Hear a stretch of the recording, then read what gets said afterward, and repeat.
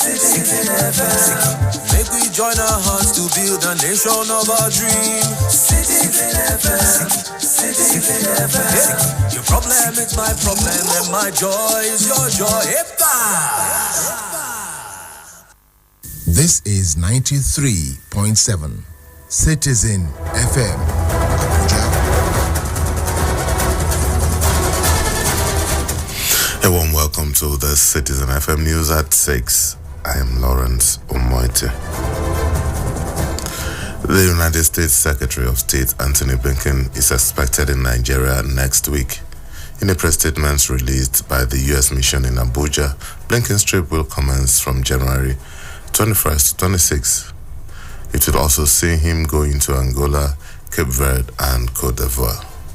Throughout the trip, the Secretary will highlight how the United States has accelerated the U.S.-African partnership since the U.S.-African Leaders Summit, including areas such as climate, food, and health security. The House of Representatives Public Accounts Committee has directed the Federal Ministry of Industry, Trade and Investment to refund 75 billion naira allocated to it as COVID-19 intervention funds. The resolution was a sequel to a motion moved by Basi Akiba, a member of the Labour Party from Cross River State, following the non-appearance of officials of the ministry at its investigative hearing in Abuja. The Inspector General of Police, Kayode Betokun, has launched a special team tagged the Special Intervention Squad to reduce the spate of kidnapping in the Federal Capital Territory. At the launch of this special squad in Abuja, the police boss said the team comprised specially trained mobile police officers who are expected to provide rapid response to all the security breaches in the Federal Capital Territory. The solution to the problems that we have presently is the establishment of a special intervention squad. These men are going to receive special training. They are already trained. They are very well motivated. But we are going to give them additional training. Training is going to be it's going to continue throughout the lifespan of this operation. All the threats that we are hearing about is going to be eaten of the past. In fact, I can say that with the special intervention squad that we are putting together, and with our collaboration with the military and other security agencies, the days of the bandits terrorizing Nigeria are numbered. Meanwhile, the Minister of Federal Capital Territory, Nyesom Wike, has commenced confidence-building visits to area councils in the territory, declaring that security agencies would henceforth make it hot for bandits. His visits came against the backdrop of incessant kidnap and killing of victims by bandits in the area.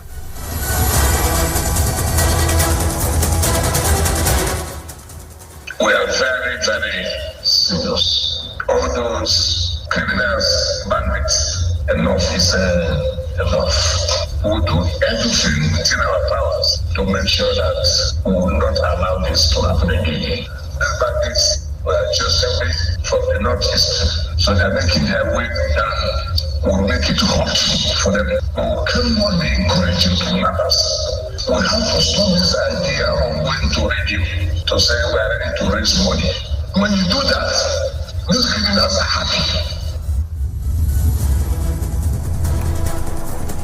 The federal government will soon issue an executive order to regulate pharmaceutical prices and make essential medicine more affordable to citizens. Coordinating Minister of Health Ali Pate disclosed this to State House correspondents. He said that rising drug costs have put life-saving commodities out of reach for many Nigerians.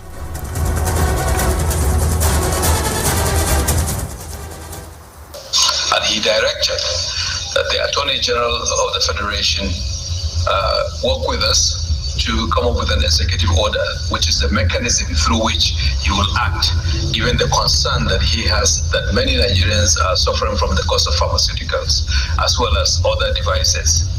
The regulators of health professionals, Medical and Dental Council, Pharmaceutical Council, Committee of Practitioner, Laboratory Science, all those regulators to ensure they are properly funded. Mr. President directed that they should continue to receive the funding that they had been receiving in the past, so that there is an exception relative to other professional associations that are not healthcare regulatory bodies.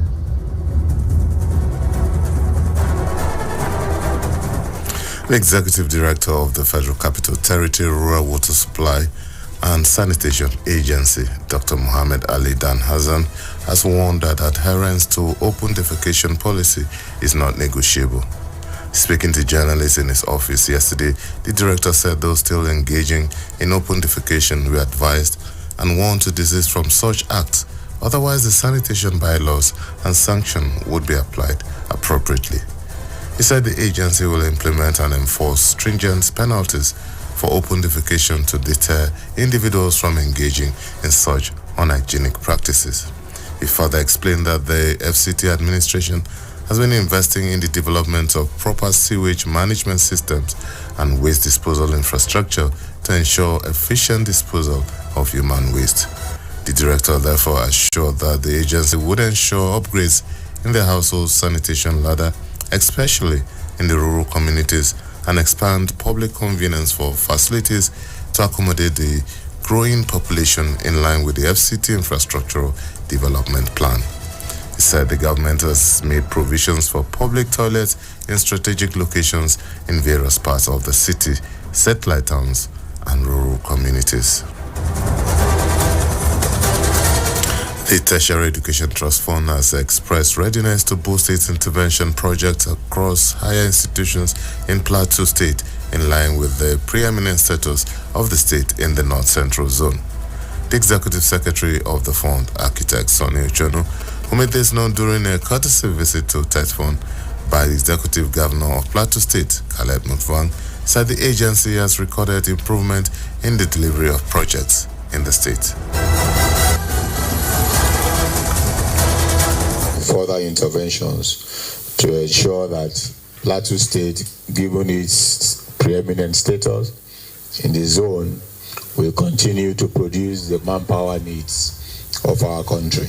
Those steps you're taking, the priority you've accorded to education, and the need to deliver skills to our people, to prepare them to be able to make things out of their lives, take people off the street, create opportunities for them to participate in the economy and grow this economy. So collectively we can grow wealth and we can spread prosperity to our people.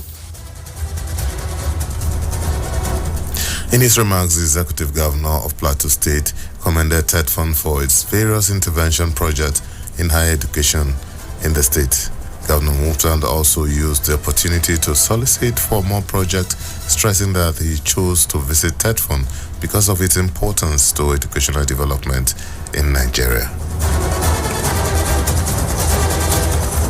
To come to TET Fund because of the importance of this institution to our educational development. I want to salute the foresight, those who saw the need to establish this commission. And for us on the plateau, we have every reason to say thank you to TET Fund. But I have come to tell you that, but for TET Fund, we particularly in Plateau State would have nothing to show because we've met institutions virtually on their knees. We've done a little bit in our 7 months of arrival to ensure that we secure accreditation for our institutions and ensure that we boost staff morale.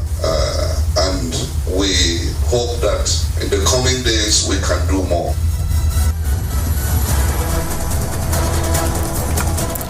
And on the foreign scene, Pakistan says its deadly airstrikes hit a terrorist hideout in Iranian territory. Pakistani military said it attacked the BLF, who are militant groups seeking independence for a province in Pakistan. And in sports, Super Eagles head coach Jose Peseiro has handed Nigeria's game against Ivory Coast into God's hands and is optimistic for a great result.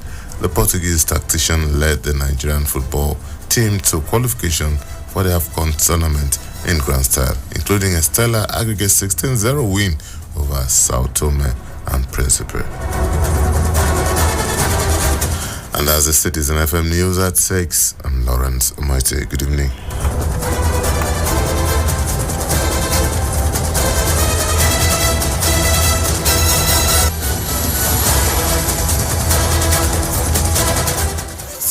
So a ɗakin aure